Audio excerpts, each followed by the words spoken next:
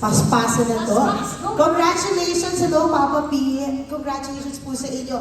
Papa P, my question is, congratulations first sa Ibarra. We saw your emotional video. What happened to your voice after? O, diba? Konting chika lang tungkol doon. What do you mean? Like after the show yesterday? Yes, parang lumalim lalo. O napaos na ba? No, I lost my voice. Siguro the first week of the show, I did 2 weeks. So I had vocal rest for 3 days. But after yesterday, it's still intact. I just was really emotional because of the overflowing of emotions. And finally, I was able to pull it off. With fly colors. Thank you. But it's pretty emotional. It's sarap huminga after, and I just had to kneel down and thank the Lord for enabling me to be able to just live the part and do what I had to do. Finally, I can say that I'm a theater actor. Again. Musical theater actor. You went back to theater and Yes. now you're jumping off to cinema again. This is my first love. Yeah. What will you bring with you in theater that you'll do so moving forward with Mallari? Being around for quite a while, theater for me was a different platform, but it gave me so much discipline. It taught me to just really focus and just commit fully because it's a live audience. With this film, sa mga pagagawa sa akin ng director ko, ini-explain pa lang kanina na makrostro na ako. So, I don't know how I'm going to be able to pull it off, but I think that's the magic of doing what we're doing. You come out and you surprise yourself. And when you commit yourself to a project, you lose yourself. And I think that's the best part of doing what I do, and I get paid doing it. So We can't wait to see you lose yourself here in Mallari. Good luck sa akin. Good luck na, because it's quite a heavy role. And my last question would be, what attracts you to historical stories? We want to be able to have a voice to represent, our culture, and I'm privileged to have that voice, especially for Mallari, because this is an interesting story to tell. So, with all the serial killer films, docus that we've seen from other countries, I'm proud to say that finally we have something that's actually documented, that's actually a true story.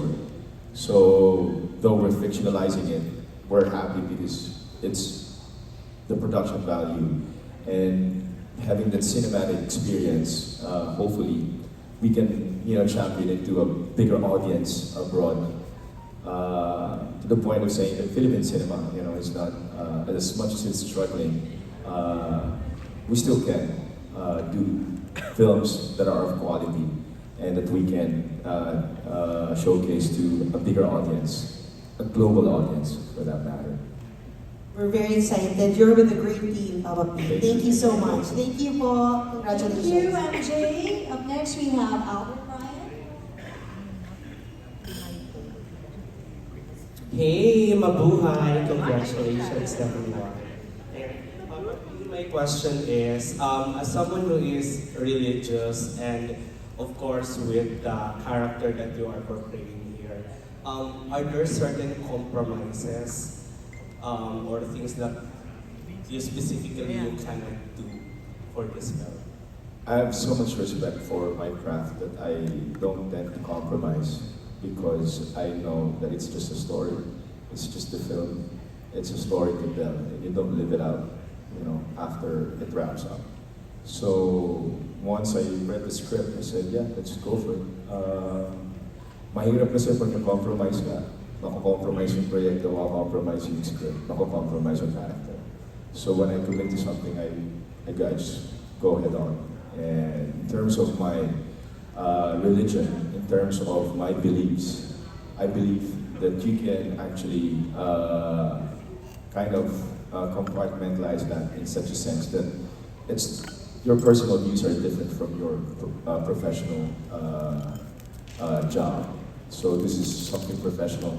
And even before, when I became a Christian, I asked my pastor, and in terms of compromises and in terms of limitations, he said, a role is a role.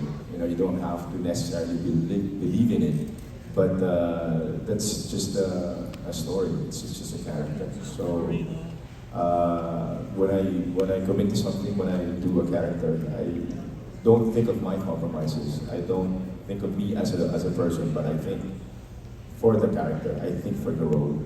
So I leave the compromises at home, and I just be the character, when I'm on the set. Thank you. And to speaking of beliefs, for everyone, do you think evil is born or made, or is it nature or nurture? Whatever. Oh, yeah.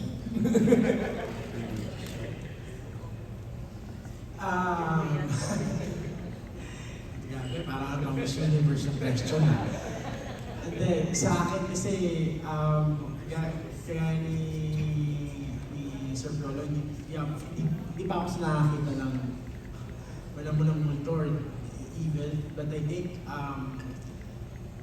every one of us has good and evil.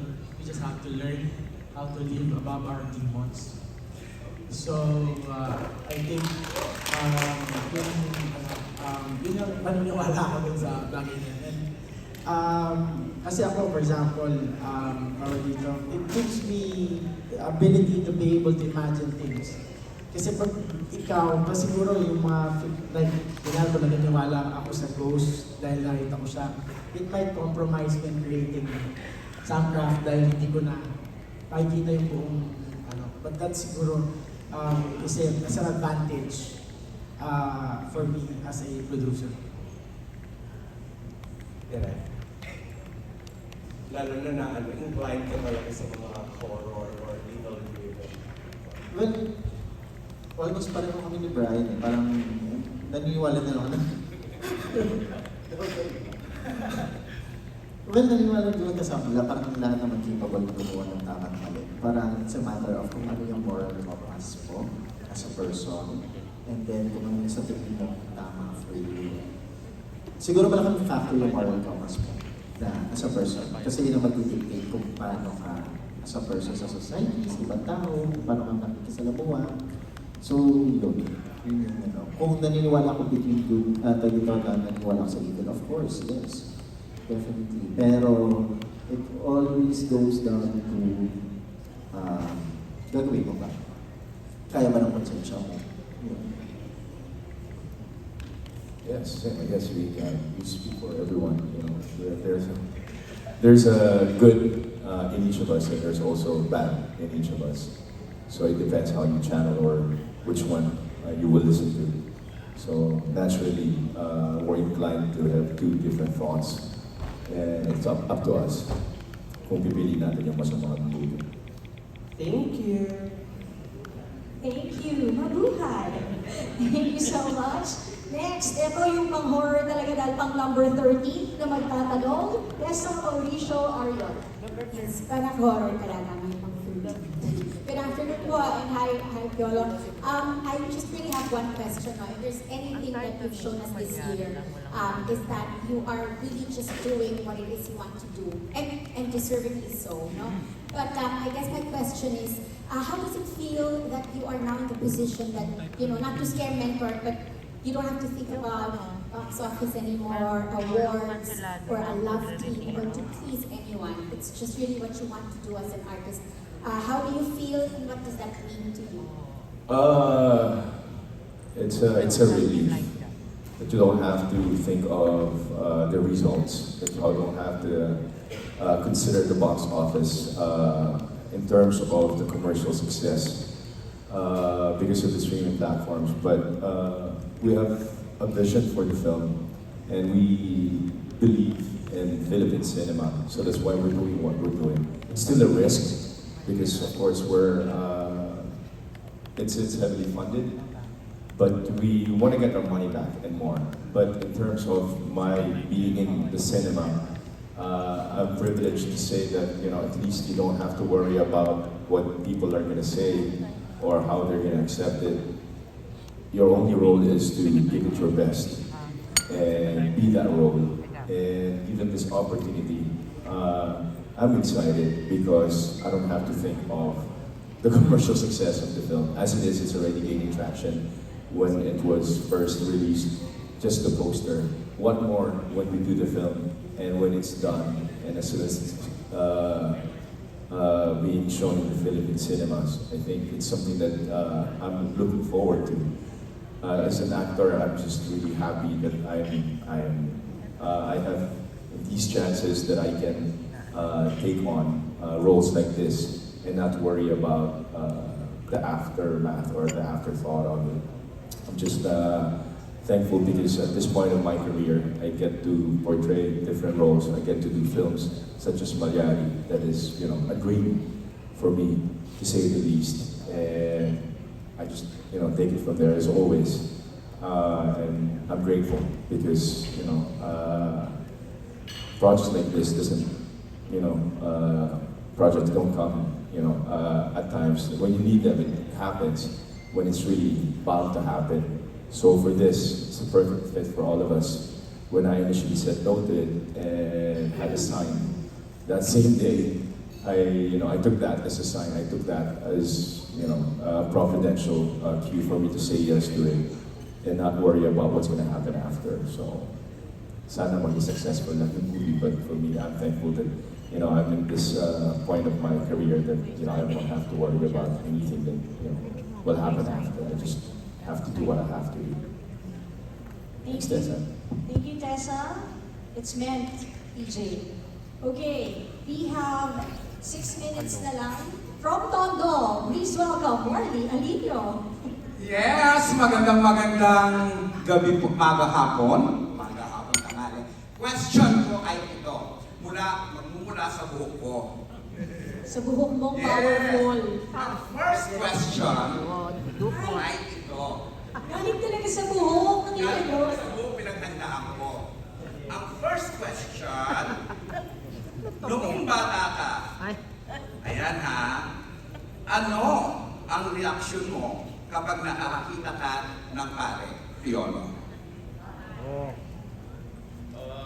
I grew up in a Catholic society, Catholic school. Siyempre, sila yung head natin sa school, diba? Director, I believe, is what we would call them. So, respeto. And you listen to them.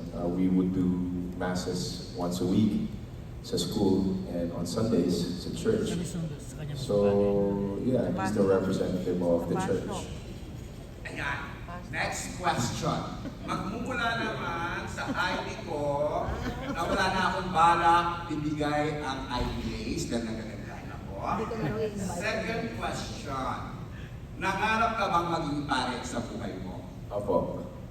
I wanted to be a priest. I was, I think, 18. I attended the seminar, parish renewal parish experience seminar, PREX, back in the day. And I remember having this conversation with the priest.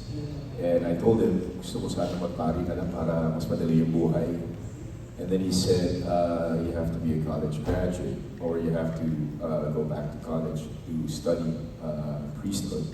And then, when I became a Christian, I told my pastor the same thing. Pwede bang magpastor na lang ako para mas madali rin ang buhay? Sabi niya, no, we need people like you in the business because we need you in the marketplace.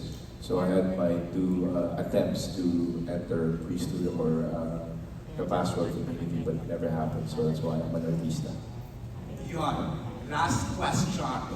Manggagaling naman sa tsinelas ko. Nakakaloka naman yan. Morley. Anong size na paa? Ayan. Piolo, question. Ayan. Parang game show, ano? Piolo, question ko na. Kasi Father's Day. Kahapon, celebrate natin. Father's Day. Kumusta na ang Father's Day mo? Paano mo sinelebrate ito? At kumusta na si Inigo bilang anak mo? It was really special. Yesterday was the last day of our run of Ibarra, and he was there. This is his gift. I don't wear jewelry. I don't usually wear jewelry. He gave me an infinity necklace, so that's why I'm wearing it. And he came to the show yesterday. He stayed, so he spent Father's Day with me, and we told each other that every Father's Day we'll have to be together. I'm just really happy. He's back. He's been here for a week now, so we're doing projects together as well. And he's going to be a very talented young man. He's turning 26 already, and he's doing a lot of projects here and in the States as well. So I'm just happy for how he is evolving, how he's becoming independent, and a totally total performer actually. He made me listen to his songs yesterday, and I said, ako naman puputus ng album mo. Pakaganda ng mga songs that he composed. And I'm just really excited for what's in store for him because he's going to release his album anytime soon. Thank you po. Maraming salamat. Alright, thank you so much, Molly and Inigo, and to the rest of the media na nagtanong. May second question ako, PJ. Sabi mo, di ba, you'll be having an upcoming concert 2 nights. Guest ko ba si Inigo? I don't. Nasa July, magkasama kami sa States. We have 3 shows in San Diego, Seattle, and San Francisco. So November, hindi ko pa alam kung sino yung guest. Actually, tomorrow pala yung meeting namin for it. Mr. M is the one directing it. So I'm excited. In terms of guest, hopefully pumayag yung anak ko. Pero nag-usap kami ni Kyle, si Kylie Chari. Sabi niya, mag-dance show daw kami tatlo. So, baka pumayag ako sa dance show lang. Okay. Thank you so much. Thank you sa lahat ng mga members ng media and mga special guests, mga VIPs natin.